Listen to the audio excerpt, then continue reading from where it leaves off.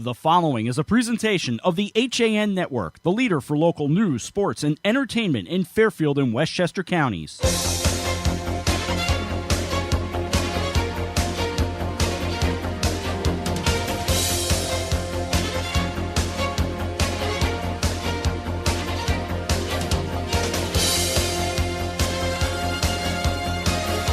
Trying to keep the storms away at Fairfield Ludlow High School. It is the 2016 Class L Semifinals in girls lacrosse on the HAN Network. Good afternoon, everyone. Along with Dan Arestia, Eric Gendron directing.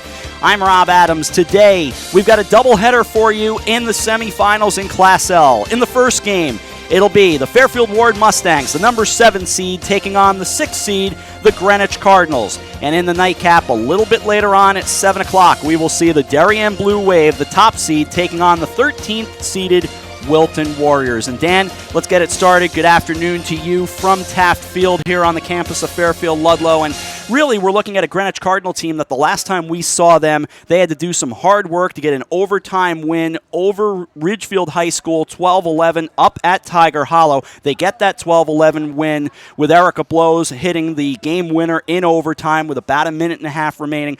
So they're somewhat, I don't know if they're surprised to be here, but they had to come back to get here. Here they are taking on Ward. You know, I think they're definitely happy to be here. You know, they ended the season on a not that great of a run. You know, they finished the season 0-3, losing to Hand and then Manhasset, and then to the same Ridgefield Tiger team that they had to beat in overtime in the quarterfinals. So certainly they're happy to be in this situation. You know, they bounced back nicely from that. And I think they're ready. You know, we talked to their coach earlier to really bring it today. Caitlin Young telling us that, you know, a little bit of frustration that this game is here because the CIAC is supposed to assign semifinal games to be what you would call a neutral site. Well, this is by definition a neutral site, but at the same time, Fairfield Warde is literally, you know, 3 miles away, if that. For the Cardinals, much longer trip, got stuck in traffic on 95. Oh, what a shock. But, you know, different situation for these two teams. Certainly the case. You know, that is a long trip for them to have to make. And Ward, you know, isn't exactly right down the street, but it is in the same town. So, you know, the Caitlin Young, the Greenwich coach, had told us, you know, this is really supposed to be a neutral site. It certainly is going to feel like a home game for Ward. They're going to have that home game crowd. But she also said she had, you know, done her best to rally the troops in Greenwich and get people here as well. We'll take a break. We'll come back and get it going right after this. Greenwich and Ward, you're watching the CIAC on the HAN Network. Connecticut is coming back to hometown banking, to a partner that makes small businesses feel big, where community comes first, where you get the know-how only neighbors can deliver, where saving time is important too. It's time to expect more. It's time to bank well. Bank smart. Bank local. Bank well. With the 24-month Bank Well Smart CD, you can earn 1.35% APY and raise your rate and add to your CD.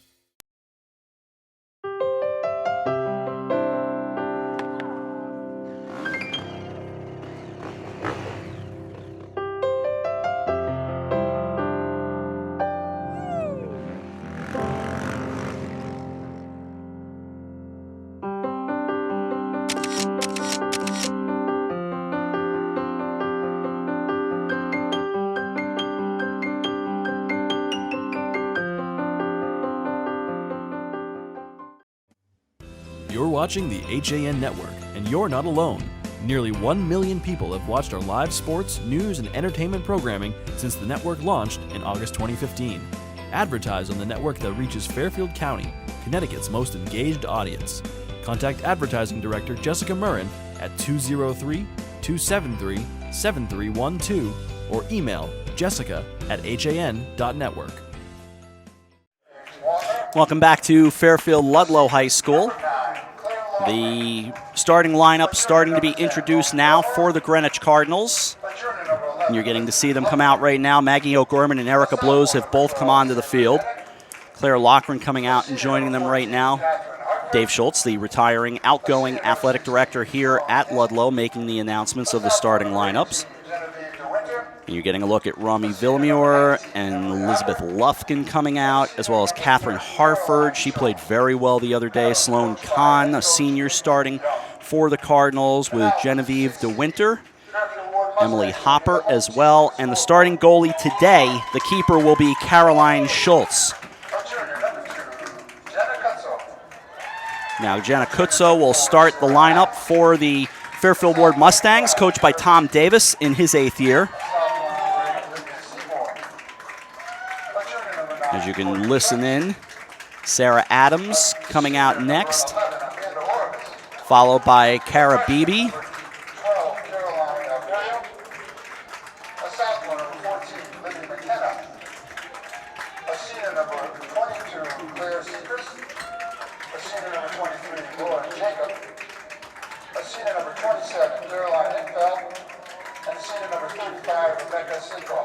Rebecca Snitkoff will start today in the cage for Tom Davis. We talked with him also before the game. I love the little fact that, as we went through the pronunciations, Dan, he said, for instance, you want to think about Courtney Sheets? It's Sheets, as in Cookie Sheets. That's her nickname, Cookie. Yeah, I should say that's what her teammates call her. They all call her Cookie. I love that one. When you look at this roster as well, you see a lot of underclassmen on it, including a freshman in the starting lineup. You see 5 freshmen with the team all year, 5 more called up for the postseason. It's a very young team. There's as many freshmen on the roster right now as there are seniors and juniors combined. So a very promising future for this Warde team as well. Yeah, he was telling us, Tom Davis, that, you kind of reward some of the players by putting them on the roster for the postseason. Not normally going to carry 25 players, but in this case they will. Normally will carry about 19. So we are just about ready to go. You hear someone in the crowd saying it's your time. Warde has never been to a championship game. If you're inside the huddle right now, what are you saying? I think you're trying to enjoy this moment as it is. Certainly that's looming, that you've never been to one, and, especially if you're a senior at Warde who had an opportunity, as sophomores to play in big moments like this one.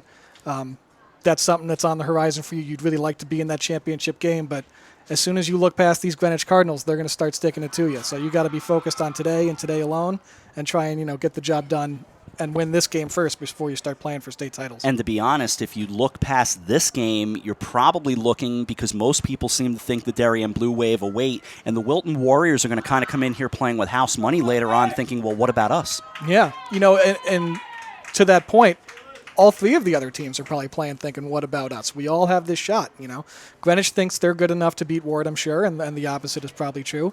Wilton, like you said, is thinking house money. We're going to lay it all on the field and see what happens with Darien. And, here we go with this one. All 4 teams really are going to think they have that shot at the Blue Wave. Another quick CIAC note for you from baseball. How about the Fairfield Warde Mustangs? They are through well past 4 from the last note I saw. An 8-0 Warde on top of Simsbury in the semifinal of Class LL. So looking good for the Fairfield Warde Mustangs. Good for them. Yeah. They await possibly Amity, but again, New Milford playing in that other semifinal game in Class LL baseball as well. Winners get to go to Palmer Field for the championship this weekend. They are at Muzzy Field today up in Bristol, and that is, I've just raved about that place for so many years. Really one of the fabulous places to go check out a baseball game. We are set to go out for the opening face-off with Warde off to our right. They'll move from right to left, and Greenwich will do the opposite. From left to right, Caroline Schultz to our left, and Rebecca Snitkoff in the cage down to our right. Under right back up, and Claire Seacrest will get us started, bringing it down the near side, stays outside the hash marks. Heading back behind the cage, we're just underway. 15 seconds gone by, no score, just warming up the seats. Crowd literally arriving as the national anthem was getting ready to play. That kind of day here. 78 degrees as we started, as that got sent wide by Tess McIntosh, the freshman. And for Warde, having this first possession is going to be big for them. Having a lot of quality possession is going to be big. They play really, really sound team defense. It's tough to rack up a lot of goals against Warde. If they can keep the possession time high and the ground balls high, they're going to have a great chance to win today. Seacrest brings it over near side to Courtney Sheets. Cookie starts her play, sends it up high to Sarah Adams. Adams moves right along the hash marks. With the fake, with the pass, she'll go back behind the cage. No score, just underway, just about a minute gone by. A shout out to Max Barefoot, who has rejoined the HAN Network family for the summer, coming back from James Madison. He'll throw me some stats as the afternoon goes along. Up high, it's Libby McKenna. for Warde in a scoreless game.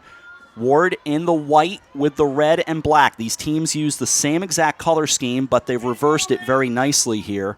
Greenwich in the red with the white. Staying up high, it's Olivia Seymour, the sophomore. She dances along the hash marks. Lost the handle, and Maggie O'Gorman, who Caitlin Young told us is just a special player, used that I word that we hear so often. And I don't think it's an overused word. I know people got tired of hearing it with a player like, the former Yankee shortstop, but intangibles, she's got them. There is something to having intangibles as a player. Yeah, she comes up with that ground ball. She takes it all the way the length of the field herself, and that was one person that Coach Young mentioned by name when we were talking before the game. Maggie O'Gorman needs to have a big game for us today. That's someone she's really looking to lean on for the Cardinals today. Hartford goes up high to Villamure, trying to feed it down low. She gets it back, feeds it inside now, working down low. Paige Mountainer, and it gets spun around and taken back by Cara Beebe. That's a quick first save there for Rebecca Schnitkoff. You like that for a goalie, to feel the ball early, to get used to making that early save, and just settle the nerves a little bit. Snitkoff a little different with her jersey versus the others. Not uncommon for a keeper, but versus the other players with the red stripe down the side and of the jerseys. Hers is more of a black number, and that's about it. No score, off the reset. Feed it to Sheets, and she brings it right down the middle of the field. Along comes McKenna. McKenna sends down low, and we get a whistle to stop things with 22:08 clock running. First half, no score. This is going to be a great opportunity for Warde here to get their first goal. From the free position, 11 yards out, and indeed, there's the goal. McKenna to make it 1-0. Yeah, you had that great opportunity there in transition. Started with that save from Schnitkoff and got the ball up the field quickly on the stoppage. Great opportunity to, push the ball up the field and wind up getting a free position and a quick goal for Warde. So that coming with about 21:40 to go in the first half. Now, the clock continues to run off the goal. We'll keep an eye on some of the other scores. Hand leading Barlow 1-0. That's in Class M. We will see Class M in boys tomorrow afternoon. As this bounces over near side, and off the face-off will go out of bounds. The ball wound up with Greenwich, but that's another draw win for Warde, and that's something that is going to come into play as well today. Who can win these face-offs and who can create extra possessions for their team that way? We still have a slight chance of showers and thunderstorms hanging around. Some dark clouds around Ludlow, but doesn't look like it's anything for the moment. Maggie O'Gorman up high. Go ahead. It was interesting. We were talking to the coaches before the game, and for Warde, they were saying, we'll just shorten up our passes and we'll try and play it safe. But Coach Young for Greenwich was telling us, our girls almost wanted to rain. It was like they were excited to play in the rain on the way down. It was kind of funny. Here's Paige Montner, the junior, stepping in, and we're tied right back up.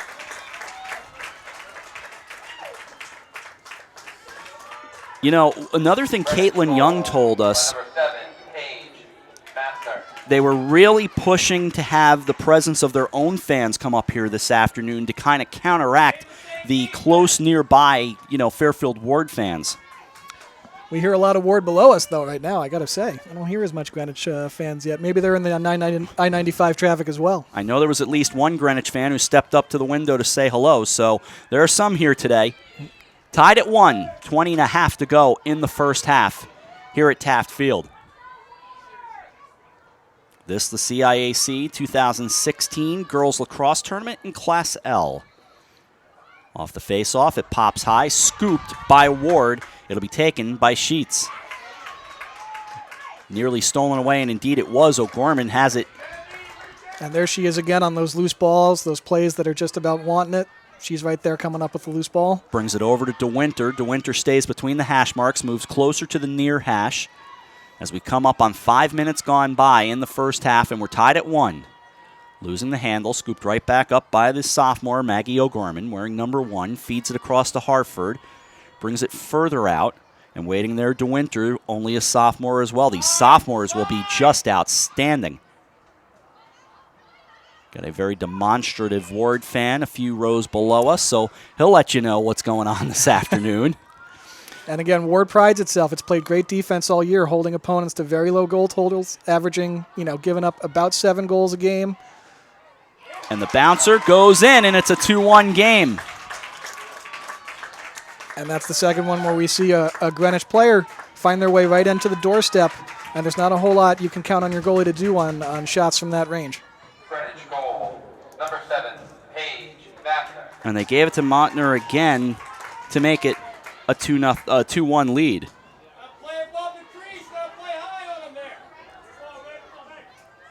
19:31 to go, first half, 2-1 the score.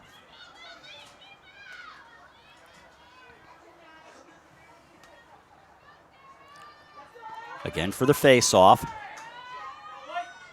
Like you were saying, Warde prides itself on the defense. They don't necessarily want to get into a shootout, but early on, 3 goals after 5.5 minutes. And that's not something you would expect to see, and it's also uncharacteristic to give them up in that settled situation. Again, Warde plays such good team defense.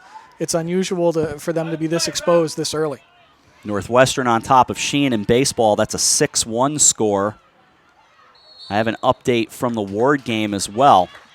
Warde leading 8-0. Dane Street, the Simsbury athletic director, tweeting that. They're in the bottom of the 6th, and that's at Muzzy Field. Here, 19 minutes to go, first half. Greenwich off the free position. Put on net, and the save grabbed. Pushed aside by Snitkoff. It's a great save from Schnitkoff there, and that's just another carbon copy of what we've seen so far. Greenwich initiating, well on a dodge from up top and just finding that player open in front of the net. McKenna has to get around Villamore. She does. Crosses the line from right to left. Moves it inside the hash marks. Getting down low and throws it home to tie it up. A good move and a rocket goes by Schultz. We're knotted at 2. That's a great shot there. And she had opportunities to move that ball, but you could tell she felt that was just something she wanted to take home on her own, and now we're tied. Great effort there on that full field effort for goal. So if you're keeping score at home, it's McKenna 2, Montner 2.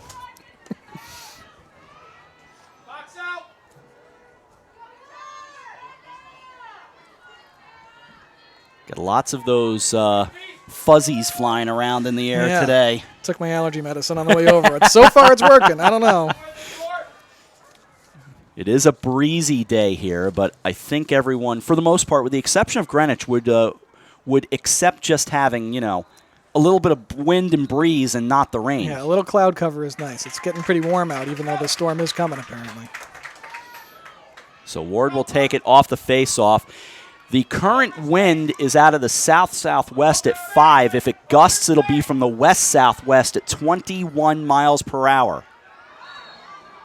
Warde nearly lost the handle on it, and indeed, they say, take it away. Sarah Adams dropped it, and it was scooped up by Romy Villamure. A 2-2 game, 17:55 to go in the first half. Lost for a moment, grabbed by Greenwich, and Lufkin brings it down, stays inside the numbers, has Laura Jacob, the senior, on her. Now will climb back behind the cage. A 2-2 game, working around to the far side. Keep an eye on O'Gorman as she shifts up and heads over to the hash marks. Waving the stick to say I'm open. Ball gets away from Montner. Can she go and scoop it up? She does. And you can see Warde trying to adjust a little bit, playing that inside just a little bit tighter, off their men a little bit more, and trying to hold and cover that crease a little better than they had been on those first few Greenwich possessions. Coming up on 17 remaining in the first half, a 2-2 game, backed out, Montner up high, swings to the right, almost taken away, but trying to work her way in is DeWinter. Brings it along Villamure, spins around, backs it out. Over to the near side, DeWinter. DeWinter goes behind the cage for Lufkin. Lufkin had Ilfeld on her. This is probably the most deliberate we've seen a team get so far. Maybe the early possession for Warde. Losing the handle on it, scooped up. Initially, Warde got it. McKenna able to grab it. Yeah, and that was probably a bit of a forced pass from Greenwich. I'm not sure that was that open. Trying in transition, but McKenna's got it to do it herself. Thinks better of it. Goes to her right. Sends it along to Amanda Orvis, the captain. one of two captains with Hannah Doherty. Goes behind the cage in a 2-2 game. Coming up on 16 remaining in the first half. When we have a moment, we'll let you know the rest of the good people who are on site today here at Taft Field, named after Emil Taft, who was the head football coach at Roger Ludlow for 23 years, 24 seasons to be exact, 1956 to 79. Spinning around, they'll back it out high. Over to the near side, Sheets. Sheets moves to the far hash marks, sends it along the hashes. Back behind the cage now, setting up. And we're getting a little better look now at that Warde settled offense. We haven't seen that much. We saw a little bit early, and then they had their goal in transition. And otherwise, Greenwich has had the time of possession, pretty strongly in their favor to this point. Just about 10 minutes gone by in the first half of a 2-2 game. Little underhand toss goes to McKenna. McKenna lost it, but they'll set the free position right there off the push.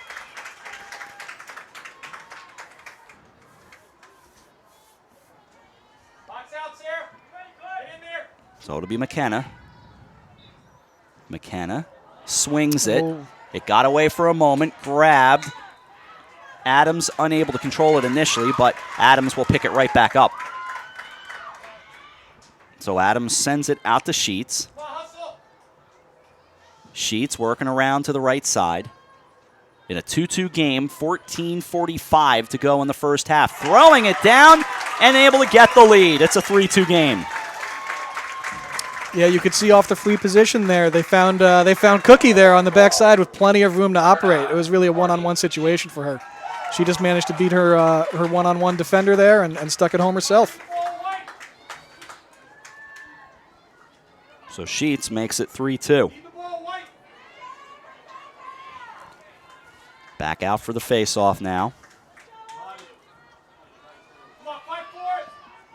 These are the final days of the high school sports season, and it does seem just, really almost like yesterday. Sometimes it does, when we did that first broadcast. And our first broadcast of this long year was not even an FCIAC broadcast. It was a New York State broadcast, hard to believe, back in early September.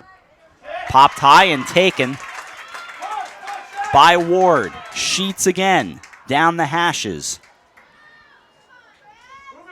And to this point, that face-off X is pretty soundly being controlled by Warde. They're winning the draws pretty clean, and then it's a matter of coming up with the ground ball. But, if that remains the case, it's going to give Warde an opportunity to get right back in this game should they fall behind, or build a lead should they pull ahead. Back behind the cage with just about 14 to go in the first half. Trying to get in close, Claire Sechrist, but they'll throw it high to McKenna.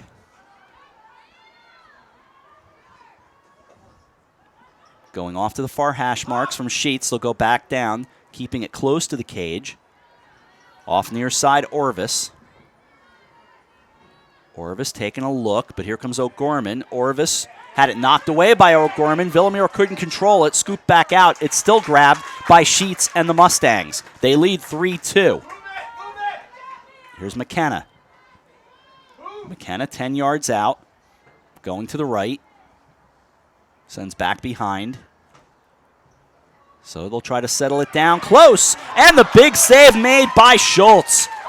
A point-blank try, and Caroline Schultz able to stone her. That is a really big save there. Otherwise, you're talking about a 4-2 lead for Warde with, control at the face-off X. You want to make sure you get these quality possessions if you're Greenwich now. And Blows running away from Doherty. Blows, of course, the hero of last Friday. Or Thursday, I beg your pardon. I don't know why that felt like Friday to me. I keep saying that was a Friday game, but it was Thursday. Near side, Catherine Harford along the hash marks. Under 13 to go in the first half. And you saw Greenwich there decide there wasn't much in transition. Let's pull it out. Let's be smart. Let's run a settled offense and see what we can get. It's worked to this point. They found most of their goals, like I had been saying, with these dodges from up top and finding open men in front of the net. Off to the near side. DeWinter turns around, feeds it back Villamere. Down low, Montner tried to go top shelf, and it went a little too high over the crossbar. Thank you, as always, to Dave Schultz and everyone here. If you can see the scoreboard, which is out of our shot, but on the scoreboard, there's a ribbon board that goes over top of that, a little message board, and Dave is always nice enough to mention that the HAN network is broadcasting this game. So thanks to Dave and everyone here at Fairfield Ludlow. Montner up high, 18 yards out, working it to O'Gorman. Back out it goes. A largely clean game so far. There have been some free positions, but really nothing in terms of seeing the yellow cards come out until, well, no, just a free position.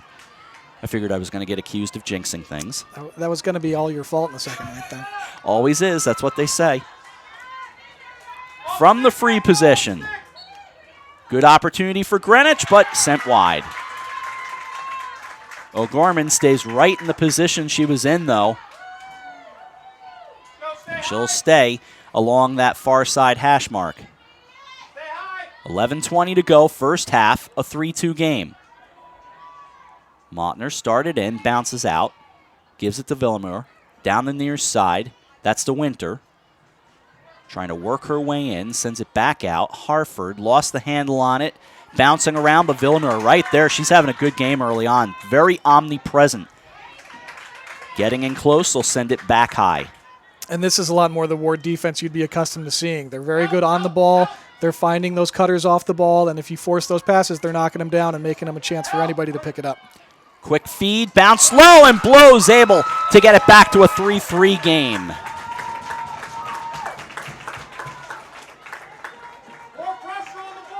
So Erica Blows, the junior. Greenwich goal, number 6, Erica Blows. 10:40 to go in the first half, and we're tied at 3. And now you hear a little bit of a presence of the Greenwich Cardinal fans. Yeah, they're still cheering for Erica from her big game winner the other night as well. It was Erica that scored the game winner to beat Ridgefield in overtime that brought Greenwich to this game. First chance I've had to kind of glance into the crowd, and it's definitely an advantage for Warde. Just a larger crowd. They're closer, of course, but there is a Greenwich cheering section just off to our right, just down below our window. 10:40 to go first half, tied at 3. Off the face-off, popped high. Spun around initially by Greenwich, and you see so many sticks climbing in there, so many things going on, and it's almost better off to just let the picture tell the story in that spot. And that's the way it's been on all the draws so far. Warde is pulling the ball out. They're the ones that are initiating, the 50-50 chance, and it's just a matter of who's coming up with it. Greenwich has an advantage in that regard so far because Maggie O'Gorman seems to be everywhere on these ground balls. She is going to be fun to watch over the next 2 years for these Cardinals. Coming up on 10 minutes to go in the first half of a 3-3 game, game 1 of 2 semifinals here. McKenna tried to throw it home. It gets back behind the cage. Ball loose, taken and picked up by Caroline Schultz. Schultz looking things over, flips it to the far side. Some of the crowd started to get nervous, and sometimes the crowd means well, but if the players can hear you, that's not what you want to do to the players. No, as a player, you're not out there saying, I hope this person doesn't have the ball much longer. And the bouncer does not find the back of the cage. Some of the Greenwich crowd thought it did, but it scooped right back up by the Cardinals. Of course, the nickname Big Red in the red with the white and some black thrown in on that uniform. Coming back out high, Harford almost lost the handle on it, had to climb the ladder for it. Gusling Dean, the athletic director at Greenwich High. And here is Greenwich High, and you'll hear a connection and a turnover from the looks of it.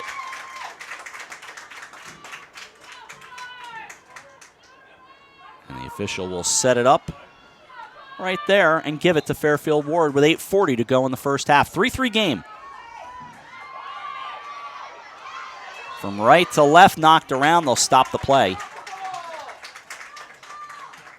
Of course, the clock continues to run except for goals and once we get down under 2 minutes. Otherwise, 8:25 clock running first half. And we'll see if Warde decides to try and push this in transition or stay in a settled look. Here comes Fairfield Warde. Sent back behind the cage. They'll bring it over to the near side. Coming down to 8 minutes to go in the first half. Flung along to Olivia Seymour. Seymour up high for McKenna. McKenna goes to the right for Adams. All the way around the sheets. Here's Amanda Orvis. Orvis plays it over to Seymour. Now McKenna. McKenna works outside those hash marks.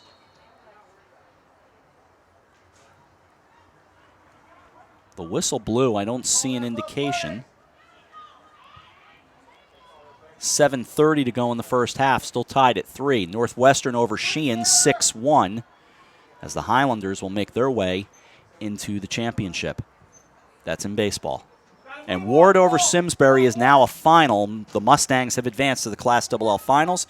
Congratulations to Brett Connor and the Fairfield Warde Mustangs. They've won one semifinal today now. Back to the near side. So on to Palmer Field goes the Fairfield Warde Mustangs. Under 7 to go in the first half. Tied at 3. Yeah, we've seen Seacrest probe that matchup there from behind quite a bit. Be interesting to see if they really start leaning on that. She's gotten the better of it a few times. As it spins around and goes beyond Schultz to make it a 4-3 game.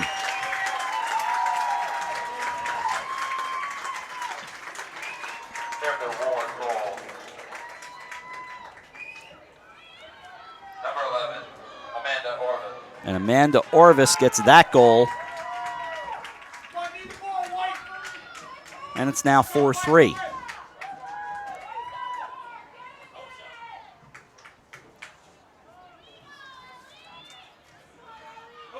Notre Dame of West Haven has knocked off Avon 4-3. That's in baseball as well from Palmer Field. And we're 6:46 from halftime. Kate Czaplinski will have an in-game news update at halftime. In fact, as Greenwich controls it off the face-off to the far side and O'Gorman. And guess who? Maggie O'Gorman with another ground ball off a face-off. She has creating those possessions for Greenwich. She has been outstanding today. Here's Erica Blows. Blows sends it back out. Montner up high to Villamur, the junior. Goes to her right to Hartford. Down the near side to Winter. 6:19 to go first half, a 4-3 game. Very much the even matchup that we discussed on Nutmeg Sports earlier today. Here's O'Gorman. Donang and I said flip a coin. Sent down low. Fortuitous bounce coming back to Blows as she fought her way out of a double team and goes to her right. Back behind the cage. Stay high! Stay high! Fed along. Staying high, in fact. O'Gorman, Montner. Back to O'Gorman, trying to fight out of that double team. Up high, Villamur, a couple of fakes. Gets down low, blows, and the save made, scooped away. Nice job by Snitkoff and worked it in transition. Now there's some stumbling and tumbling and a whistle, and we'll stop right there. Villamur dropped down to the turf, 5:20 to go first half. This is going to be another possession for Greenwich here, but much better defense from Warde on that possession there. And it came up with a great save from their goalie as well. Big save in tight, and she's seen a lot of shots from that range in this game so far. Back up high. Here's O'Gorman, sent it high.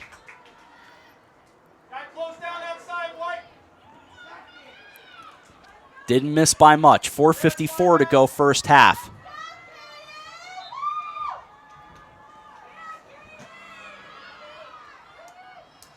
Off to the near side to Winter. DeWinter looking. Nobody getting open yet. DeWinter moving her feet. Switching sides with the ball. She's got it. Moves to her right now. Back to her left. She has Hartford wide open, so she'll take it. Hartford, DeWinter, and the whistle. This is a big free position here for Greenwich. Chance to even the score. Comes with 4:12 to go in the first half.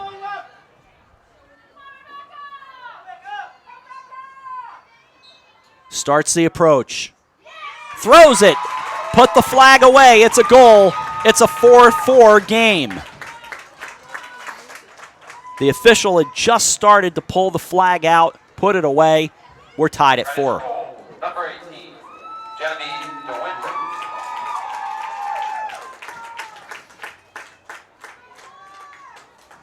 And Greenwich ties it, but at some point they're going to have to start cracking that Warde defense a little better than they have on these last few possessions. You know, the free position goals are going to come too, but you want to be able to score in these settled situations as well. They got out early and they had a few nice possessions that found open men in front and resulted in easy conversions, but they haven't been able to find as many as that Warde defense has tightened up. Who's the pace kind of, who's it favoring so far? Can you get a handle on that? I think Warde is happier with this score line than Greenwich is. Warde is a team that, like I said, gives up about 7 goals a game. And Greenwich, if they're not scoring more than 10, if they're not running that score up a little bit, they're not always that successful. And McKenna didn't miss by much. Go ahead, Dan. They don't lose often. If they manage to break 10 goals, they've got about 14 wins this season where they have scored more than 10 goals. So if Warde can keep that score down and the pace slower, I think that starts to favor the Mustangs. Tied at 4, 3.5 to go in an entertaining first half. Back behind the cage. Off to the near side. Sent back up high. That's Sheets. Courtney Sheets spins along the hash marks.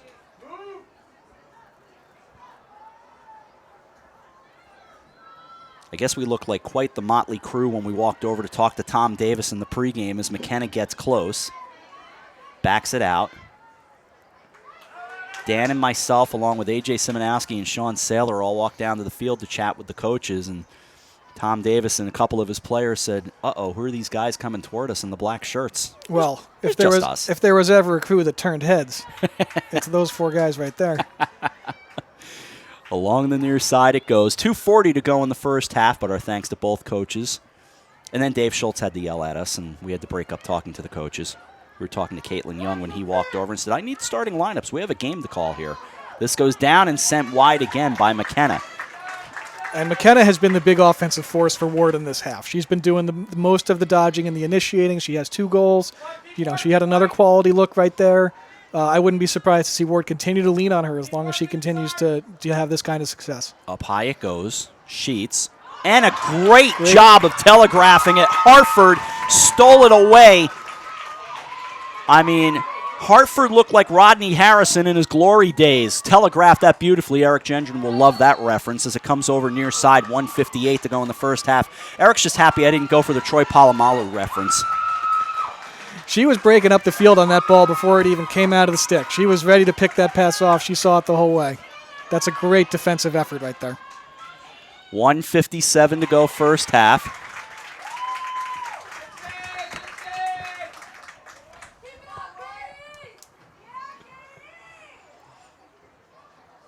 We're down to 1:55 in a 4-4 game from behind the cage. A little fake.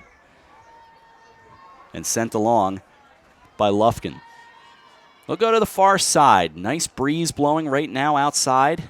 Getting down low, and the big save by Snitkoff.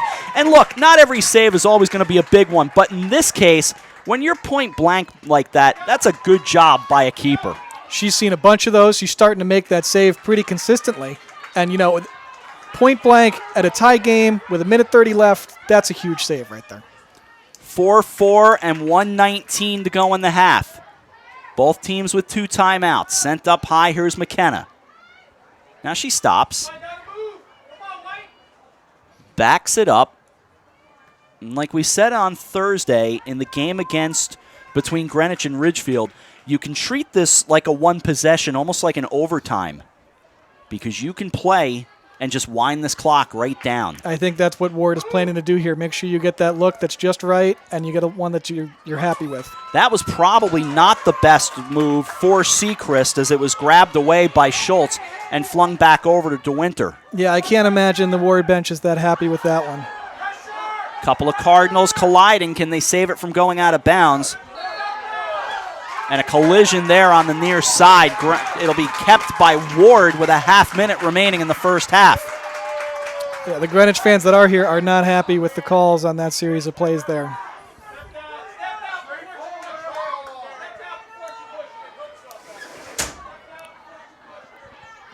Taken back behind the cage. Down to 27 to go in the first half. And, of course, both sides are going to grumble, nature of the beast.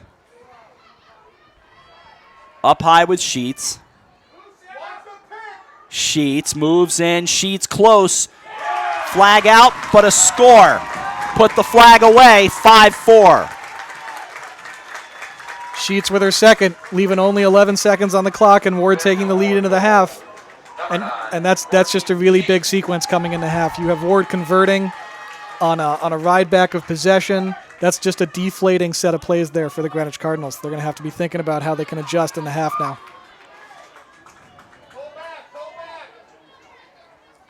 11.6 remaining. First half, 5-4 game. Darien and Wilton will make their way in a little bit.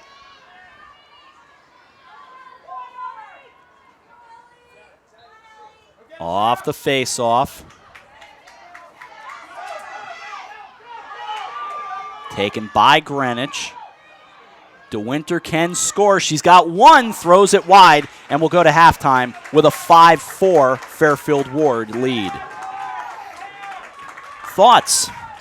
I think right now Warde is feeling pretty good about where they're at. They're playing that slow-paced game.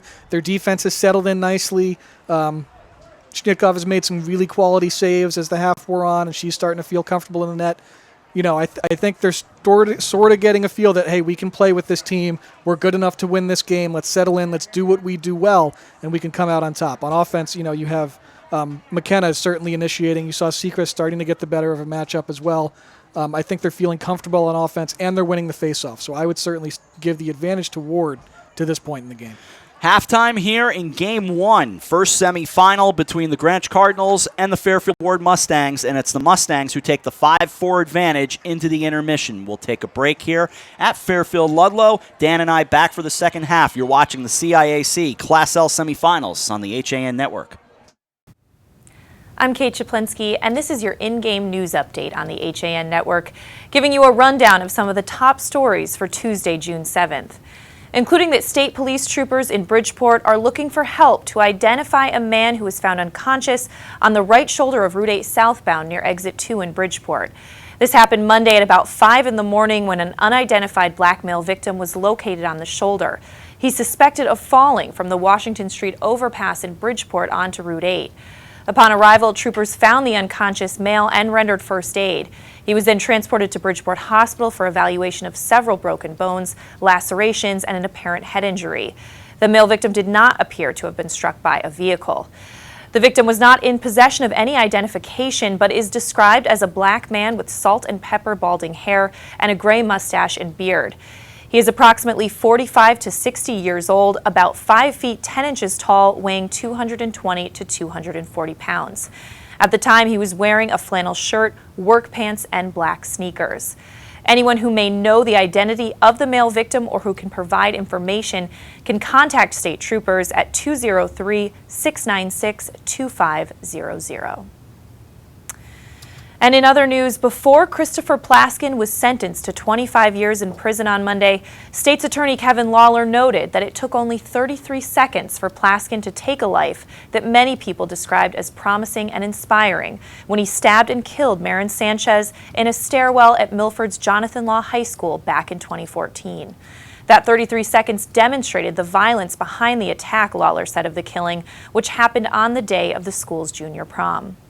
On Monday, Judge John Ronan told Marin Sanchez's parents that parole is a possibility, and they will both be advised if and when Plaskin does become eligible for parole. Plaskin, who was wearing a yellow jumpsuit and glasses, handcuffed, bowing his head at times, declined an offer to speak during his sentencing. His attorney, however, Edward Gavin, issued a comment for Plaskin, apologizing to Marin's family and friends. Jose Sanchez, Marin's father, decried the sentence as unfair because it means that Plaskin may be eligible for parole in 12 to 13 years. He said that while Plaskin may walk out of prison at the age of 32 or 33 with a college education, his daughter will not be walking out of her grave. He and Marin's mother, Donna Cimarelli, battled tears throughout the hearing, and they both issued emotional statements when they got a chance to speak. But there's much more on that story at milfordmirror.com. And according to the Wilton Bulletin, Cafe Rouge, a restaurant and yoga studio, has filed a lawsuit against the town of Wilton, Wilton Center Development Limited Partnership, and Paragon Realty Group. The suit was filed in Superior Court at Bridgeport on May 23rd. You're seeing now some clips from a content piece that the HAN network made with Cafe Rouge last year. The cafe, owned by Annie Horn and Barbara Chopin of Weston, opened at 101 Old Ridgefield Road in Wilton Center on December 22, 2014, but it closed less than a year later. It had been a popular eatery and gathering place until, they say, a pervasive petroleum odor caused customers to stay away. That's the reason for the lawsuit, odors believed to be coming from an illegally abandoned oil tank under the building. The town is being sued because it owns the building where Cafe Rouge leased space. But there's much more on that story at wiltonbulletin.com. And 5 Darien police officers will receive the United States Attorney's Award next week in New Haven for their work on a case that is a significant one to the department. Recently retired Ron Bucell, Officer Michael Cummings, Sergeant Jeremiah Marin, Officer James Martin, and Lieutenant George Chip Vitone have been notified that they will receive the award in connection with the investigation and ultimate conviction of Anthony Sabato in November. Sabato is the only person of interest in the 34-year unsolved murder of Officer Kenneth Bateman, and he was sentenced to more than 13 years in prison for drug trafficking in Hartford back in November. The judge also found when he was sentenced that Sabato supplied the firearm that was used in the murder of Bateman on May 31st, 1981. But that does it for this in-game update. You can get the latest local news, sports, and more weekdays at 11 on Coffee Break. This in-game update was brought to you by the Hospital for Special Surgery.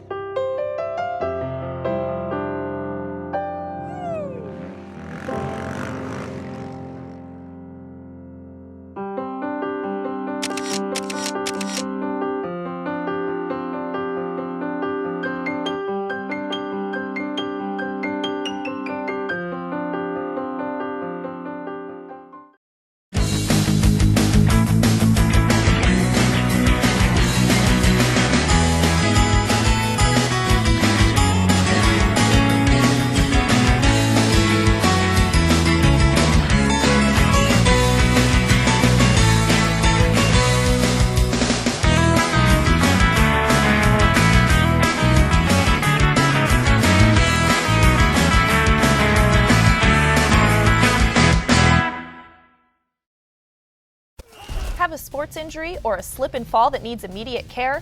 Coastal Ortho Express Urgent Care gives you direct access to an orthopedic specialist fast, without an appointment. Biking, golf, tennis, soccer, whatever the sports injury is, sprain or fracture, Coastal Ortho Express can help. Coastal Ortho Express Urgent Care, open Monday through Saturday, now in 2 locations. The iPark building at 761 Main Avenue in Norwalk and 36 Old Kings Highway South in Darien. Or go to coastalorthoexpress.com, like them on Facebook. I'm Kate Chaplinsky. Join us for Coffee Break weekdays at 11 to get the latest Connecticut news, weather, high school sports, and more. News doesn't get any more local than on Coffee Break on the HAN network. Getting ready for the second half of this Class L semifinal girls lacrosse game. 5-4 our score. Greenwich back on the field. Fairfield Warde getting ready to rejoin them, and it's the Mustangs who have the 1-goal lead. With Dan Oresti, I'm Rob Adams. Rest of the crew, Eric Gendron directing, AJ Simonowski in the house, the legend Sean Saylor running a camera with Kevin Coleman, Max Barefoot here, Marty Hersom, Josh Fisher. Glad to have you on hand with us as well. And I think if you're Greenwich, you're trying to get it going right off of this face-off. You want to come up with this face-off, this ground ball, and just get a quality possession, quality shot, and start feeling good about your offense against this Warde defense that's really gotten stingy. Not a surprise. Face-offs favoring the Mustangs 7-3. Saves 5-4 favoring the Mustangs. Paige Montner having herself a game with 2 goals and an assist, but Libby McKenna doing the same for Warde with 2 goals and 1 assist. Second half underway. Each side of this crowd, of course, is going to grumble. again, as we said at the end of the first half, nature of the beast. Nobody's going to like the officials. And grumble they have. Oh, they've done plenty of it. And you wonder, this is not a big crowd, and there are some big voices in the crowd. The players aren't deaf. They can hear things as much as they're told not to. And neither are the officials. The officials can hear you thinking that they're not very good at their job. And I think they've done a pretty good job in this game so far to this point. They've let the players play, and it hasn't been, many penalties called, but when there needed to be a whistle like that one, we get it. And nothing that's so outlandish that you think there would be this kind of uproar from the stands in front of us. But we are hearing a little bit of grumbling down there. We've seen one flag come out for each team potentially and then get put away immediately as a result of a goal. A minute and change gone by, second half, still a 5-4 game. The winner gets the winner of our nightcap, Darien and or Wilton. That's tonight at 7 o'clock here at Fairfield Ludlow. We certainly tell you to come on out and then bring the smartphone or watch it on demand later on. Broadcast will be there for you. Off to the far side it goes. Ward now moving from left to right and scooped right back up by Caroline Schultz. She gets the outlet to the near side. And Greenwich in the red will try to get something going. That will not help it as it gets thrown out of bounds. And in a game like this, you really don't want to be making those kind of mistakes and handing the possession right back to Ward, who wants to play this kind of slow down, beat you with our defense and our slow, methodical offense kind of game. Greenwich trying to get to their first final since 2013 when they lost to Darien. And for Ward, have never been to a state championship game. Girls lacrosse championships only started in 2004. Under 23 to go in the second half of a 5-4 game. Down the near side. Turning it around is McKenna.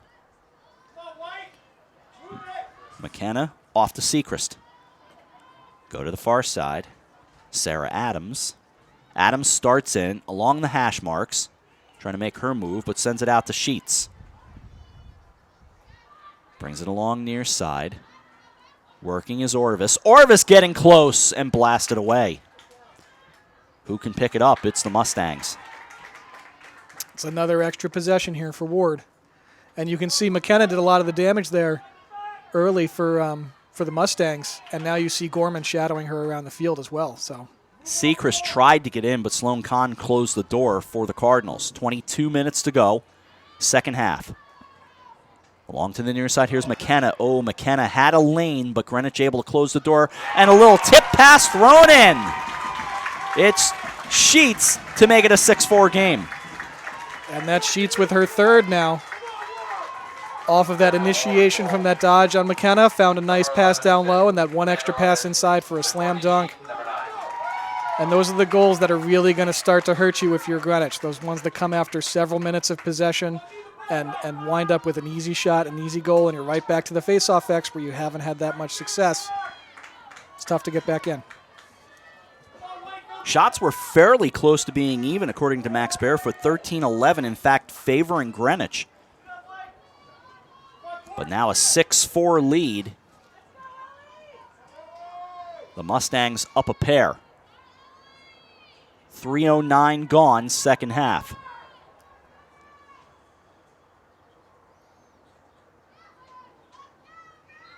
And off the face-off.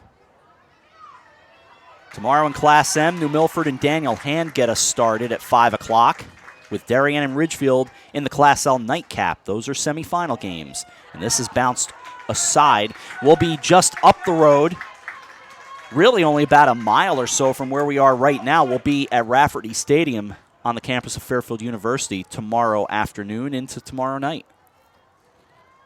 Hoping again for good weather. We've survived so far with 21:20 to go in the second half of this first game. Working in his Sheets. Sent back behind. Goes to Orvis. Orvis tried to get close. Kahn shut the door there. They'll go behind it. Again, moving. Sent out Adams. Brings it over near side. Sheets starts in. Has Villamure on her, rather. Looking to cut in was McKenna. Fed down low. losing the handle, and this time the flag will come out. And we'll have our first flag that actually factors into the game thrown here. It results in a free possession. Orvis just about 11 yards out. Schultz ready, the approach, and Schultz makes the save, lost the handle, comes over near side, picked up by the Cardinals. Stolen away by Emily Hopper, the senior. That's a great save there. There was great placement on that shot, went to that off-stick side, and still the goalie was able to make from close range a good step to that ball and come up with a save. And a good catch by O'Gorman. Now the yellow stick moving down of Erica Blows. Blows goes behind the cage.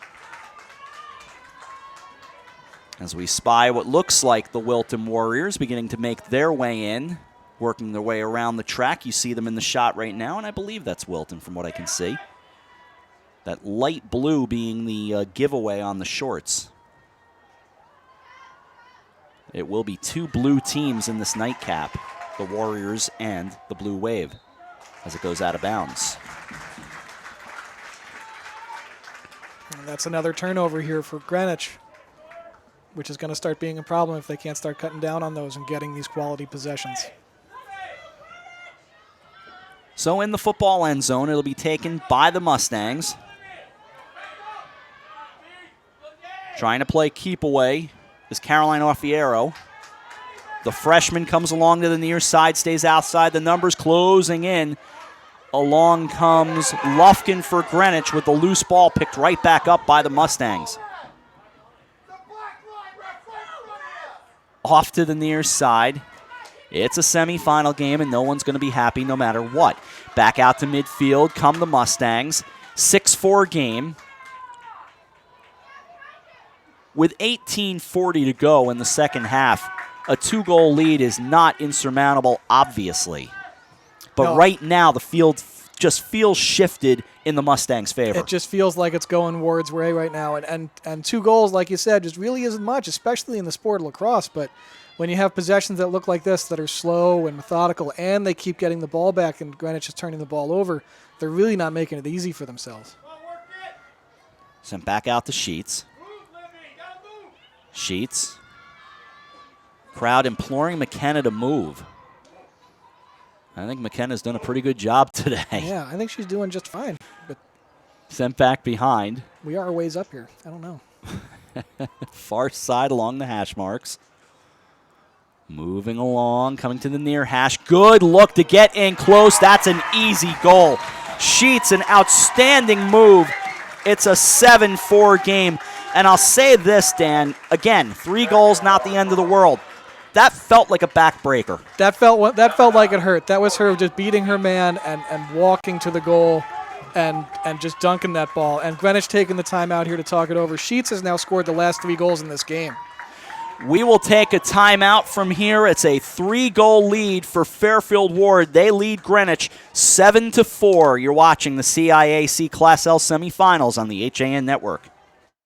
Walter Stewart's Market in New Canaan is your time-saving local shopping destination for the best of spring. Find many of your favorite products, from great specials on everyday items to the freshest organic produce, artisanal cheeses, and grass-fed steaks. Chop off your knives to be sharpened, grab a beautiful bouquet of spring flowers, and stop in next door for a wine tasting. Plus, their personable staff is always ready to lend a helping hand. So stop in to Walter Stewart's Market, 229 Elm Street today, or shop online at stewartsmarket.com.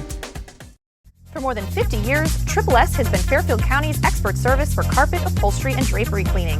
We provide the best in repairs and in-depth restoration, understanding fabrics and how to properly clean and restore them. Our staff will come to your home to clean your wall-to-wall carpet to perfection. We can also pick up your fine carpets and bring them to our facilities. With locations in Norwalk, Stamford, and Stratford, Triple S will get the job done fast, big or small. At Triple S, you can count on our people as well as our cleaning. Find us at triplesclean.com or 203-847-8000.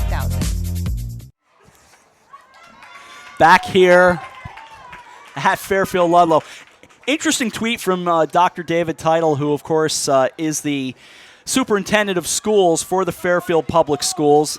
And I'm fascinated by what he tweeted a few minutes ago. It's lacrosse, not field hockey.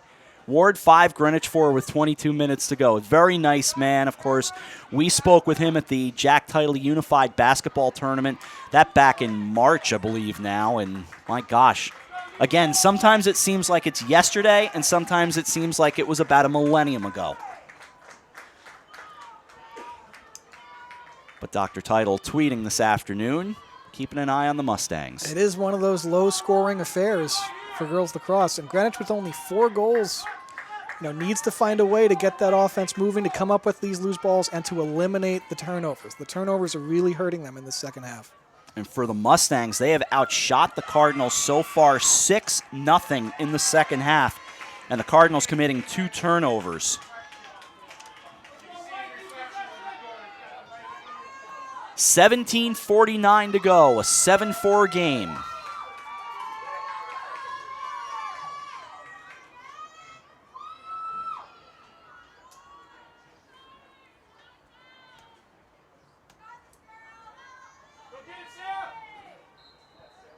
Official Patty Clutchaporter taking her time to make sure that was all set and good to go.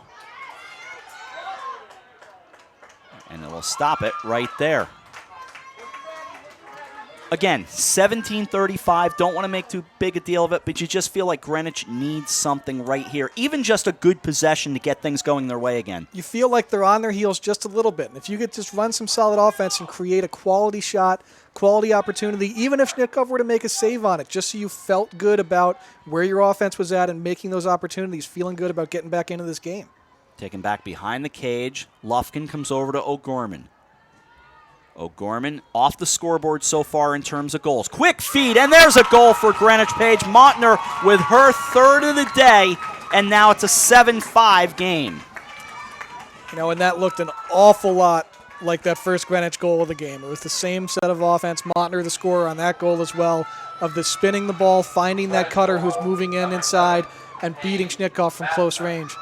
It's not surprising to see Greenwich to go back to that, hey, this is how we started the game, and it was working for us. Let's go back to what we know we can do well and see if we can cut into this lead a little bit. 17:01 to go, a 7-5 game.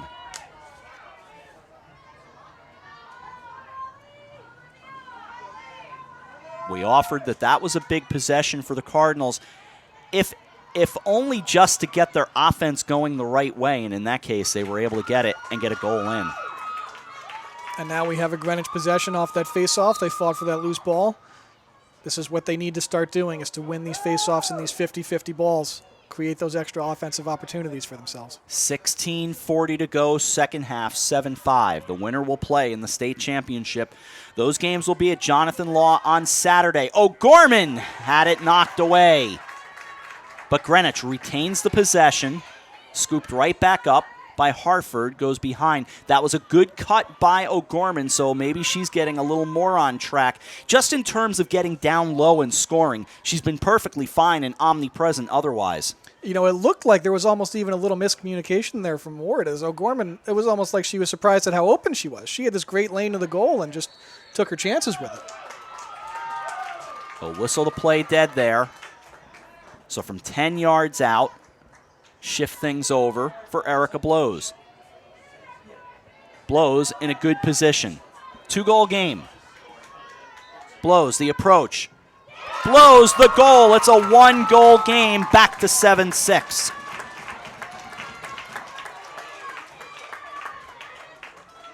And now you're starting to feel that tide turn a little bit. Early in the half, we were talking about how Warde felt like they were in control, and now you have these 2 quick ones from Greenwich. And we're right back with a fight again. This next face-off is going to be a big one for this game here. Who can come up with this possession off this face-off, maybe create that next goal to get it back to 2 or tie the game? With 15:46 to go and you feel the tide turning, do you maybe take a timeout if you're Warde? You've got 2. I think you see how the face-off goes first here. You've been winning them for most of the game. You're feeling good about where you are in that part of the game. I think you just try and win this face-off, this ground ball, and see how it goes. Those are the Darien Blue Wave and White making their way behind the Greenwich bench. They will occupy, I believe, the home bench to our right from the position of our cameras.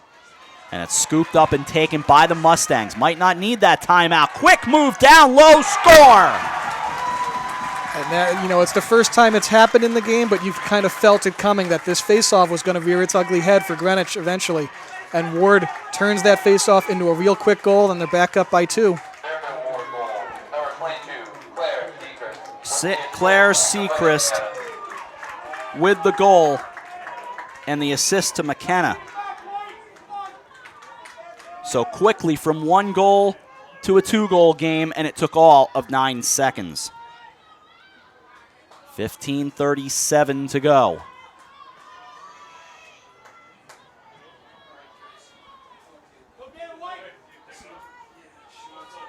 Eight-6 game. Out for the face-off. And scooped up by O'Gorman.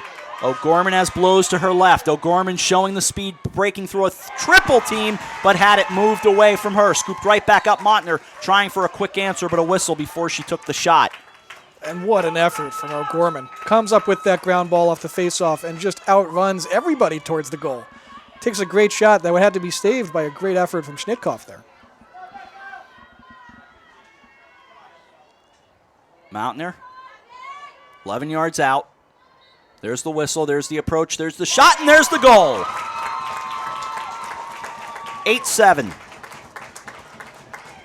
And Schnittkopf looked like she got a little piece of that too. It looked like that ball kind of caught her stick and then just trickled into the net a little bit. I wouldn't be surprised to see if she kind of wants that one back.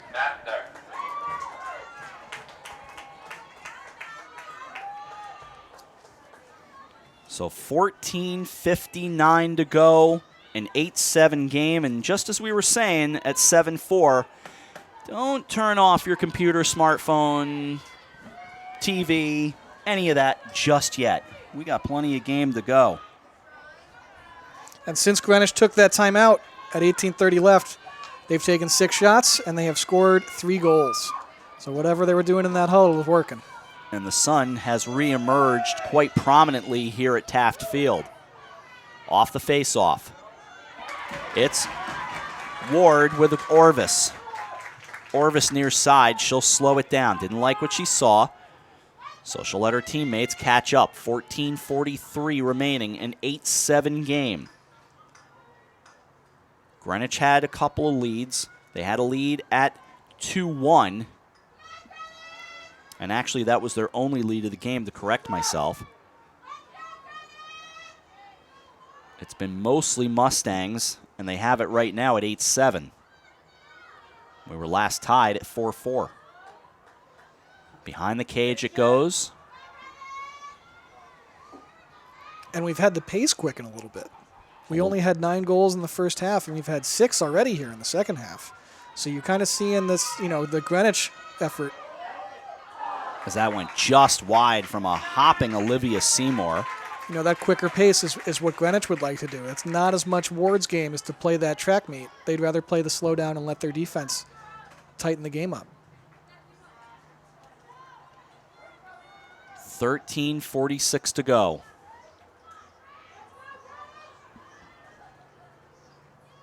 McKenna.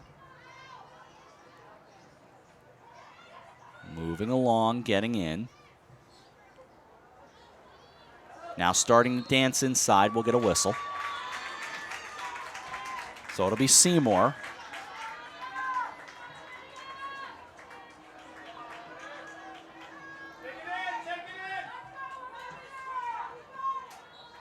From 13 yards out, she goes for the shot and moves the lead back up to 2.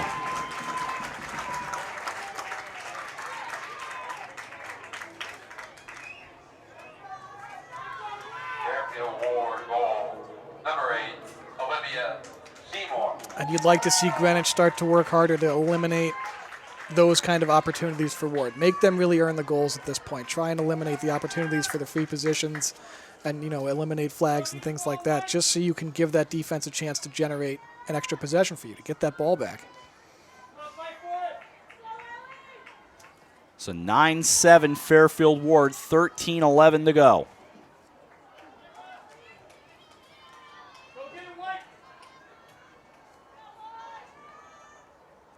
So back for the face-off.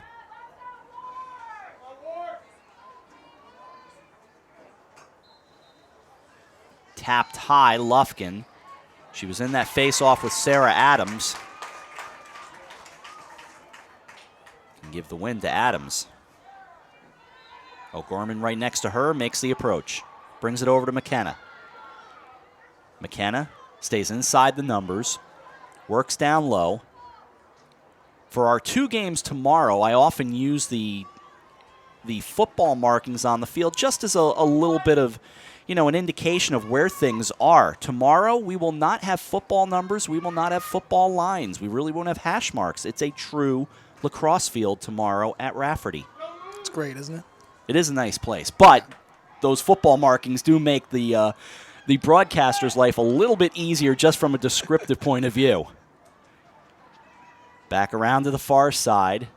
It is a beautiful facility, though. We've worked there a couple of times. Really a lot of fun. They'll blow the whistle there with 12:10 to go. And McKenna will shift off 12 yards out, just outside of those aforementioned hash marks on this somewhat new turf. This is the back end of, I believe, the first year for this turf here at Ludlow. Started to step in. They'll blow it dead again. So now she's closer, but right on the hash. And she'll have a better look at goal here.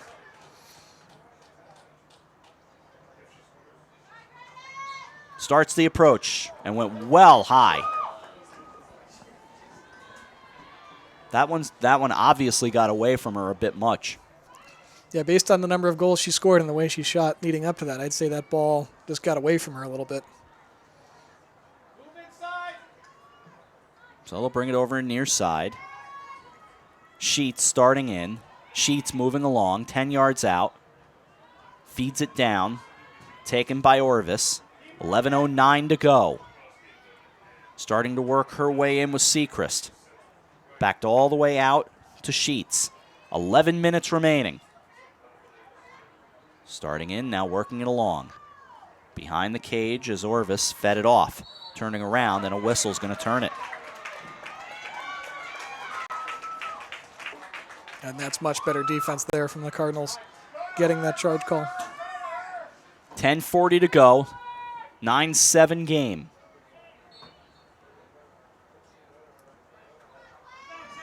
Greenwich in the red with the white. Down the far side, inside the numbers.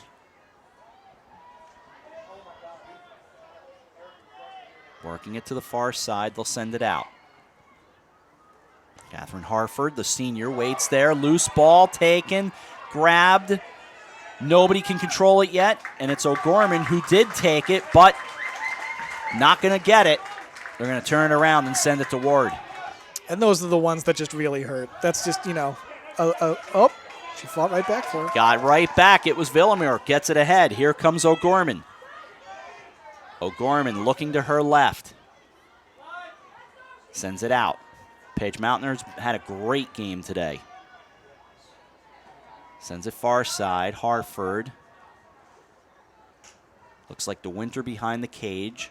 Swings it over near side. Here comes O'Gorman. Down low. Throws it home. Maggie O'Gorman gets her first. Now it's 9-8.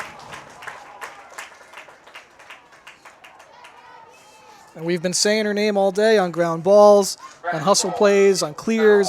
She's been doing everything for the Cardinals. It's fitting that it's time she got in the scorebook. She's had a few chances. Now she's converted one. And obviously, if you're a presence and you cause enough havoc and others are doing the scoring, then it works. But it certainly helps a lot more when number one is able to get on the score sheet. 9-8 now with 9.5 to go.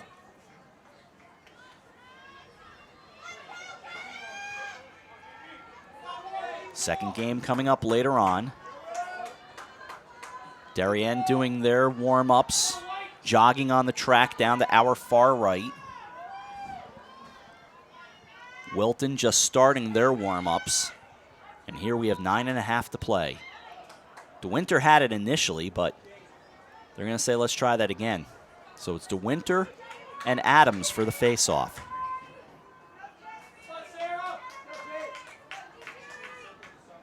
Sarah Adams, a junior. And that one worked in favor She won that clean. That's a great possession for Greenwich. That's what they need to start getting going here. And DeWinter, the sophomore, comes down the near side, takes a push from Sarah Adams. Goes back behind the cage with 9:15 to go. It's a 9-8 game. We were last tied at 4. Erica blows. Off to O'Gorman. They'll blow the whistle right there. 15 yards out. Romy Villamure, the junior, will start the play from there. There's the whistle. Went for the pass, obviously. Not the greatest spot to go for a shot from there. So she'll go to the far side. Paige Montner sends it back. Villamure. 8.5 to go. Then the bouncer, and that goes wide. And that's a good look. That's Greenwich getting back to that, what they've had success with. The initiating from up top, finding those open cutters in the crease. Lufkin. Here's O'Gorman. Staying inside the numbers, right near the hash marks. 8:10 to go.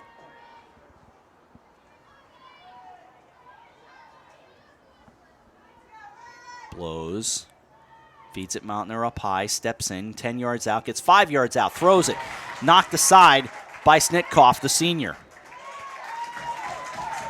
That's a great save there in a big spot as well. Great step to that ball. Attacking that shot to cause that save.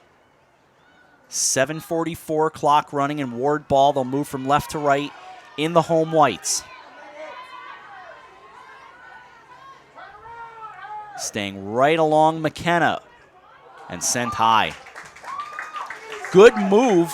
A lot of open field. Might have rushed the shot. You might have been in a hurry on that shot, and I'm wondering if maybe the better decision there isn't with such a low chance shot to just pull it out and start valuing a little time off the clock as you're leading in the game. And a timeout spent here with 7 minutes and 18 seconds to go. Each team with one timeout remaining.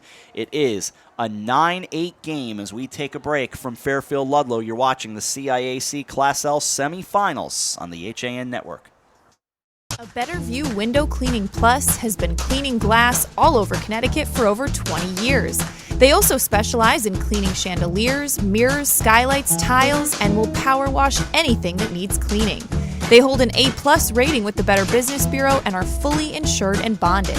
When you deal with a Better View, you're dealing with the best, not the rest. Call today for a free estimate, 203-284-8836, or visit them online, abetterviewcleaning.com. Mosquitoes, ticks, gone. Guaranteed. That's what Mosquito Squad guarantees as America's most trusted mosquito and tick control company. Locally owned and operated, over 90,000 homes have been protected by Mosquito Squad using their dual protection method for season-long protection, which includes barrier spray service for eliminating mosquitoes and adult ticks, as well as supplemental programs to increase tick control. They use only USDA organic options, which are safe and non-toxic. Contact them today at www.squadctny.com or 203-893-4309. Mosquito Squad. No bugs, no bites, no kidding. 7 minutes, 18 seconds remaining. Second half at Taft Field at Fairfield Ludlow. Rob Adams, Dan Arestio with you. 9-8 our score. How are things in Darien, by the way? Things in Darien are going good. I'm enjoying myself. It's going great to be an athlete at Darien High School right about now. Oh, boy, is it ever. They just can't stop winning FCIAC championships over there. I know you've had fun kind of working not only the news side, but kind of straddling that line with a little hint of sports coverage here and there as well. I do it as much as I can because I really do love it. So it's been a great experience to be able to do both. 9-8. Ward on top. They're trying to go to the state championship for the first time in school history. And Ward's starting to reach that point in this game where you got to wonder when is, a little more time off the clock, a little more valuable than a goal. You start sort of walking that line. And with a one-goal game, you're definitely still trying to score and trying to put some space in. But you want to make sure the chances you get are quality chances that you have a high chance of converting and not just forcing it for the sake of trying to throw another goal on the scoreboard. Maggie O'Gorman, the last one to score 2 minutes and 14 seconds ago, so it's a 9-8 game. But right now, it's Warde. Sent up high to Sheets. Sheets starts to move in. Sheets outside the hash. Comes over near side. Sheets bounced away. The quick working stick of, I believe, DeWinter, and it was. Now Sheets gets around her. Brought over to the near side and into the end zone. It goes to Orvis. Orvis behind the cage. Thought that kind of wide wraparound, went against it, works at far side. Sarah Adams, back out it comes. 6.5 to go in a 1-goal game. And that's a good decision there from Orvis. She's running away from the goal. She's got very little angle. You don't want to take that shot, give up the opportunity for a save, and then maybe some transition for Greenwich. Trying to work it. And on net and able to throw it home. That's a tough goal for Seymour. It's now a 10-8 game. And that's exactly what we were talking about. Orvis had that low percentage shot. She pulled it out, kept working that offense, looking for something better. Found Seymour with a great downhill dodge and a great placement on that shot to get it by the goalie. That's what you're looking for at this stage in the game. High percentage chances and time off the clock. And I mean, you talk about just tucking it inside the post. That worked perfectly over the left shoulder of the senior Caroline Schultz.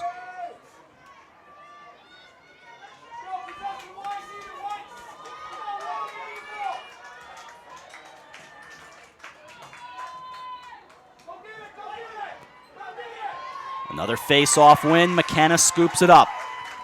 2-goal game, timed the enemy of the Cardinals, but not fatal yet with 6:06 to play, and just like that, that's how quickly it can go. But the errant pass bounces over near side. Mountain are waiting right there, though, 35 yards outside of the cage. She steps in. Sends it over near the hash marks. Has Laura Jacob on her.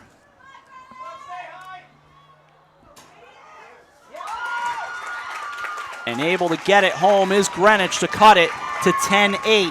And you're seeing what I'm seeing. Indeed, Caroline Schultz had been pulled, and it's Catherine Crouchley now who is in net for the Cardinals, the junior, number 28. And that's an interesting change to me. There wasn't anything that really suggested to me that a goalie change was necessary. Maybe this is just something, part of their regular routine or something they're used to. I know they've gotten contributions from players up and down their roster all season in Greenwich, but a bit of a surprise to me. Hartford makes it 10-9 with 5:38 to go. But the change made by Caitlin Young, pulling Schultz out and putting now Crouchley in. We saw Crouchley get the start against Ridgefield on Thursday. In that case, the opposite took place. Crouchley played for a while, and then on came Schultz in relief, and it was Schultz who closed the door. And that's what she told us before the game. She felt Schultz had made some big saves down the stretch of that game against Ridgefield. That's what she could be looking for here, is just that fresh goalie to try and be a bit of a stopper, a change of pace that Warde hasn't seen yet. So 5:35 to go, but now 10-9, and the face-off in favor of Warde. Sent up high. Seymour has 2 goals. Backs it out. They'll play a little keep away with 5:20 remaining.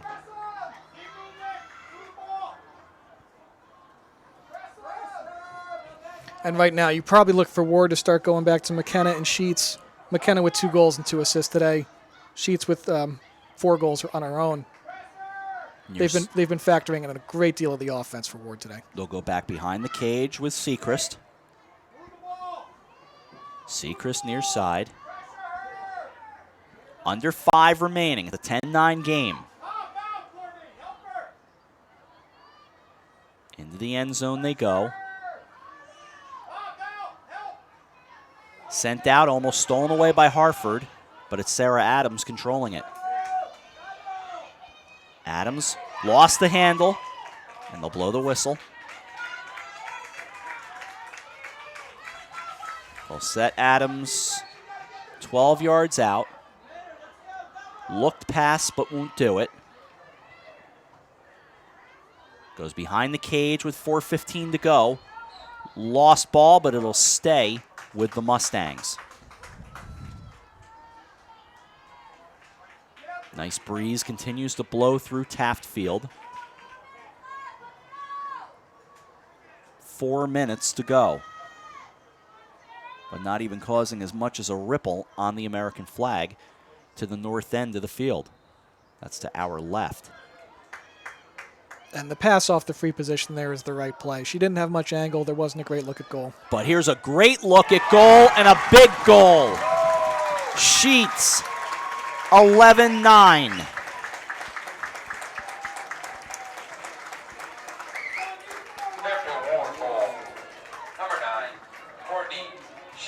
Sheets has her 5th. And she's been huge today. They call her Cookie. She can't stop scoring right now. Sheets is the cookie monster right now with 3:42 to go. And she's been the one they've been going to for the big goals. She got the one to make it 5-4 right before halftime. She got the first 2 Warde goals coming out of the half. She's came up with not just 5 goals, but 5 goals in big spots for this team today.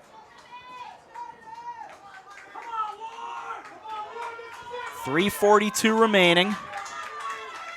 I spy one Paul Silverfarb in the building with 3:39 to go. And McKenna with the big ground ball. We'll see if she can make it to space with it. And out comes a yellow.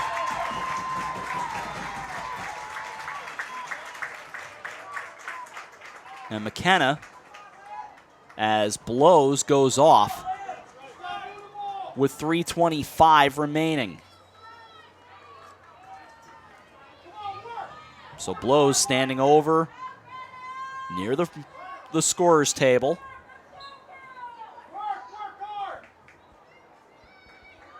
They'll send it to the far side. 3:19 remaining.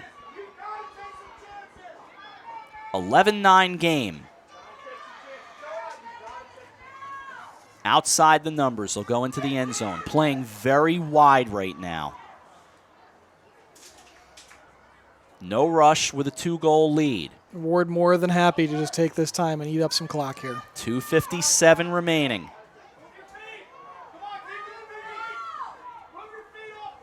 Orvis in the end zone. Goes far side. Sent up high to Sheets. 2:40 remaining. Fed across to Adams, down to 2:39. It's an 11-9 lead for Fairfield Warde, trying to play in their first state championship game, a collision, and they'll blow the play dead with 2.5 to go. That clock continues to run until the 2-minute mark, and then all whistles, the clock will stop at that point. And you could see before Sarah Adams, even with all the room in the world, content to just stand and let the clock tick, move the ball. They'll blow the whistle again, down to 2:09. Time very much the enemy of Greenwich with 2:01 remaining. Greenwich needing to go the length of the field here and try and get something going in a hurry as we're now below 2 minutes. So they'll bring it over Villamure. Still time, a 2-goal game, but they've got work to do. Villamure staying in the field, works her way outside the football field. Terrific grab by DeWinter through traffic. DeWinter back behind the cage, and they'll empty the net. Extra attacker on, 1:33 remaining. Loose ball. Hartford switch things up with 1:25 to go. So they've put a totally new look in cage, and Sloan Lovelace now climbs in. She will stand near the cage with 1:20 remaining for Greenwich. Sloan Lovelace, a freshman as well. So putting in your freshman goalie to close the game out with 1:20 left in a 2-goal game in the state semifinal. But right now, everything in this free position, waiting for the whistle. Lufkin, the approach, lost the handle, bouncing. They'll blow the play dead. The officials want to say it, or the fans want to say it's a goal, of course. The Greenwich fans, that is. The ball had found its way out of the stick onto the ground and then bounced into the goal, I believe, after the play was dead, and that's why the reason why that isn't a goal. 1:18 to go. Lufkin will do it all over again from 10 yards out. It's a golden opportunity for Greenwich. They need it right here.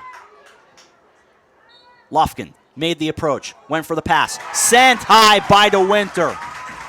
1:14 to go. And you got to wonder if that was the chance. That was it. That was your opportunity to make it a one-goal game.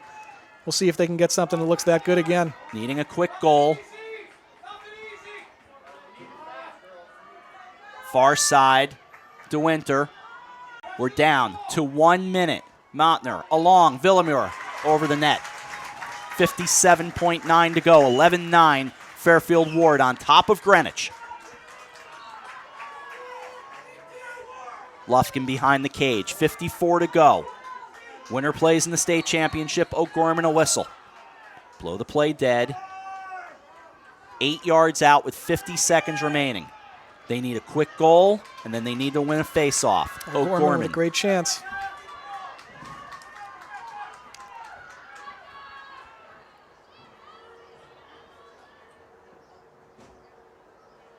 Now we're ready.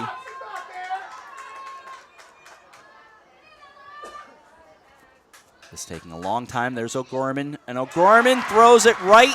Taken, second try. It's a one-goal game with 46 seconds to go.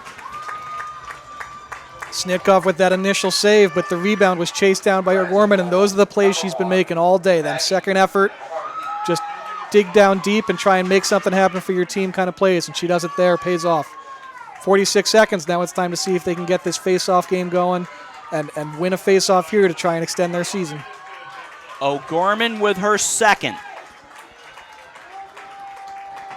A huge face-off. A must-win for Greenwich in reality. And 46 seconds remaining, and it's grabbed. Oh, what a job by Lufkin.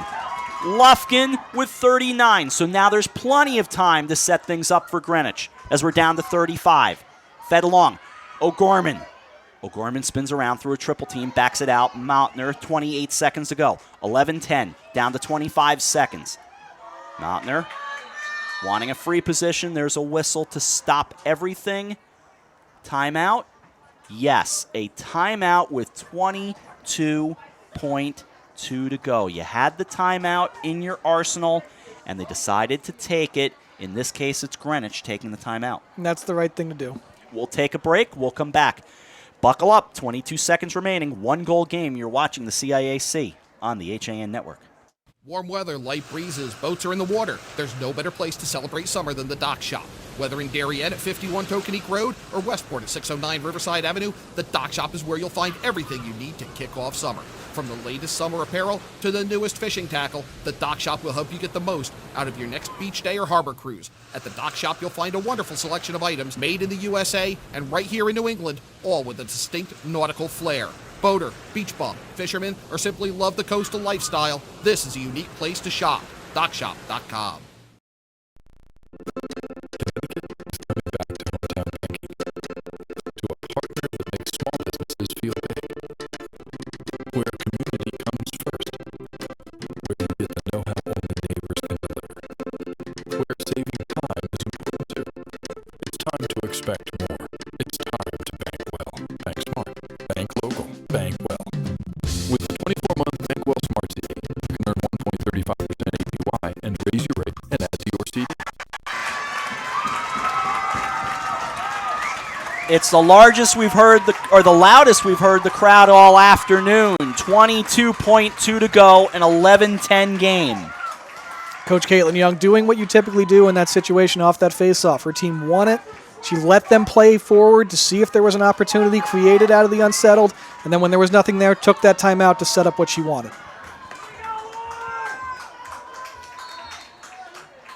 20 seconds to go. Paige Mountainer. 17. It seems like a lifetime. Oh, the feed to O'Gorman was there, but they can grab it back. They've got 9 seconds to go. They've got to move for it. The whistle, and it's going to be picked up by Ward, and that will just about put a ribbon on it. It was there, and O'Gorman couldn't grab the loose ball. They have to play keep away with 5. Bring it over near side. It is grabbed by Greenwich, but with no time, Fairfield Warde on to the state championship.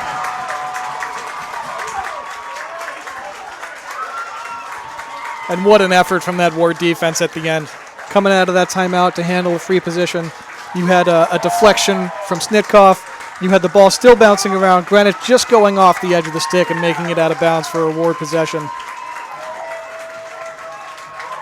And you got to think in this game it was things like face-offs and extra possessions and those lengthy possessions for that Warde offense that really got it done for them today. They had a great effort out of some of their goal scorers with Sheets with 5. You had McKenna winning face-offs and scoring goals, doing it all for Warde today. A great effort from the Warde Mustangs.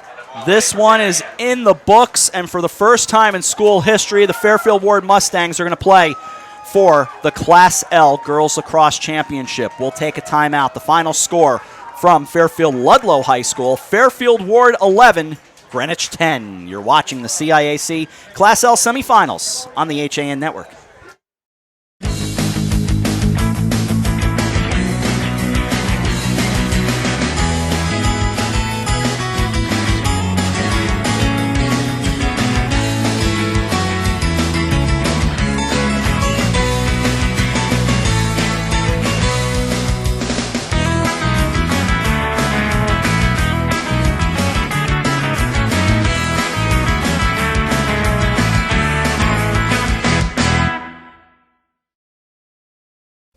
Have a sports injury or a slip and fall that needs immediate care?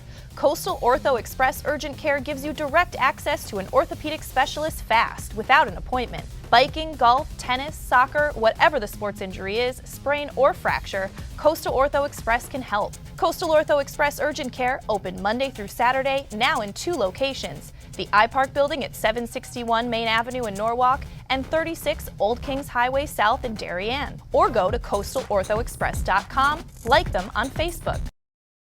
Walter Stewart's Market in New Canaan is your time-saving local shopping destination for the best of spring. Find many of your favorite products, from great specials on everyday items to the freshest organic produce, artisanal cheeses, and grass-fed steaks. Chop off your knives to be sharpened, grab a beautiful bouquet of spring flowers, and stop in next door for a wine tasting. Plus, their personable staff is always ready to lend a helping hand. So stop in to Walter Stewart's Market, 229 Elm Street today, or shop online at stewartsmarket.com. The HAN Network travels all over Fairfield County in our HAN Cruiser, covering news, sports, and entertainment. And when we do, we make sure that our HAN Network branded floor mats are with us to keep the dust and dirt outside. These mats get filthy, and there's only one company that can get rid of that kind of dirt. Triple S, with locations all over Fairfield County. We're just now pulling into their Stanford facility. Rob, let's go see if Steve and Wanda can clean these mats up.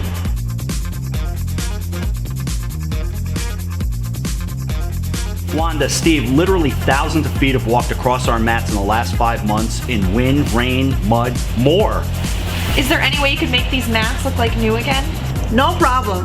That's what we do here. Come on in.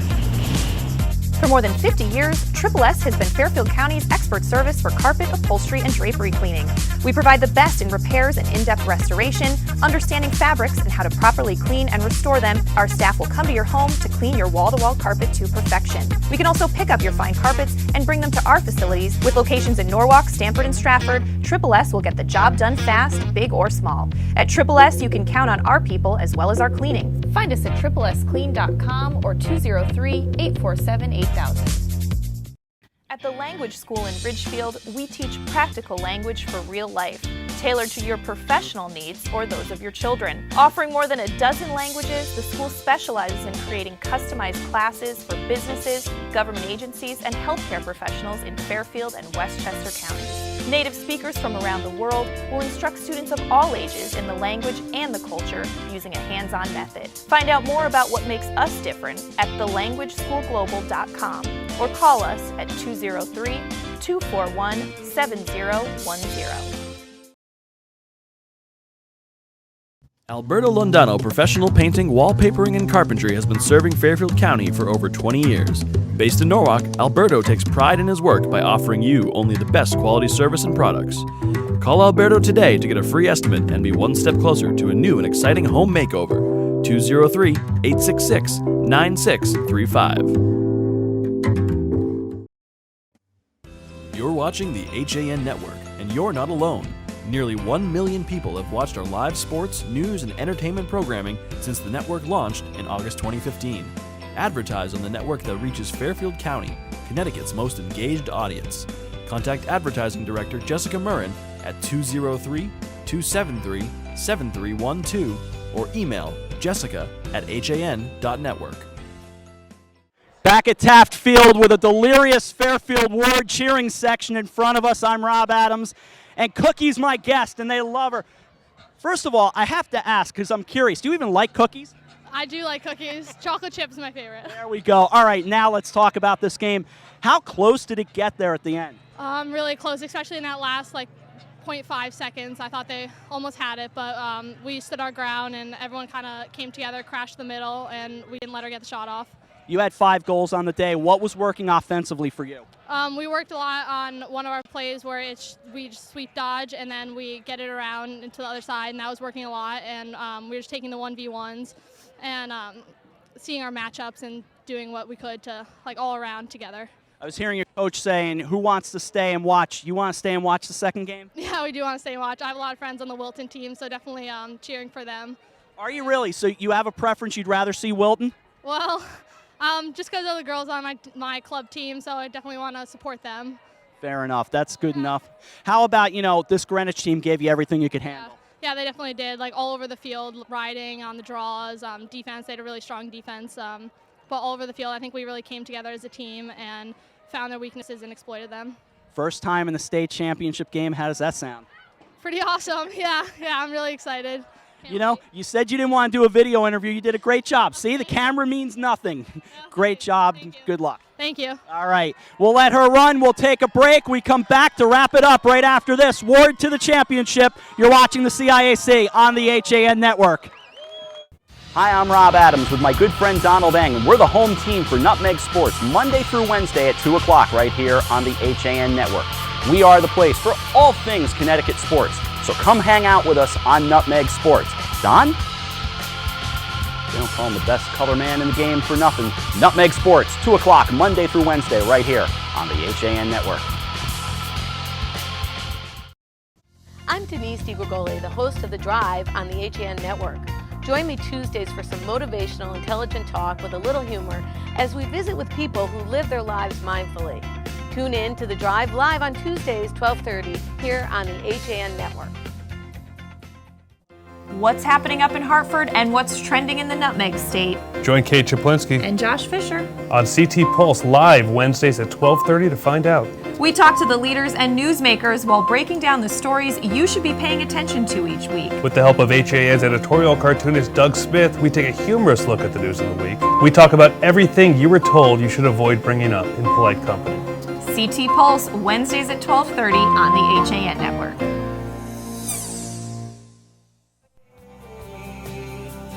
When it comes to local entertainment, we've got it all.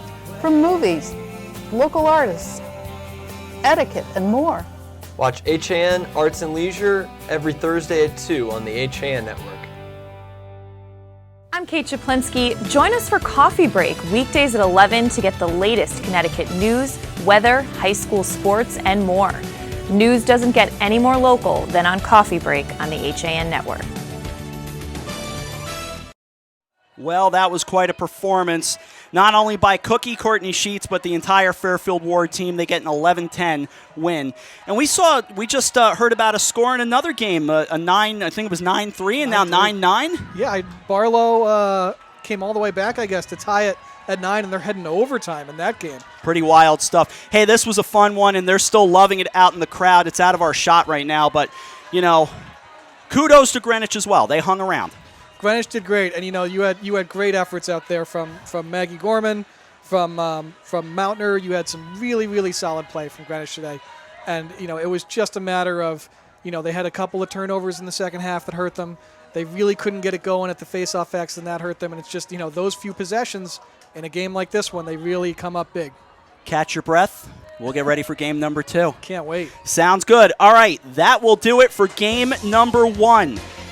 The Fairfield Warde Mustangs have moved on to the state championship game in Class L. They will meet the winner of our nightcap.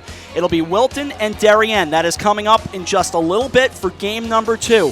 reset your browser, come on back, and stick around with us for Game 2. For Josh Fisher, Marty Hersom, Max Barefoot, Kevin Coleman, Sean Saylor, AJ Simonowski, Eric Gendron, and a fine job by Dan Arestia, I'm Rob Adams. We'll see you for Game number 2 in about 20 minutes right here on the HAN Network.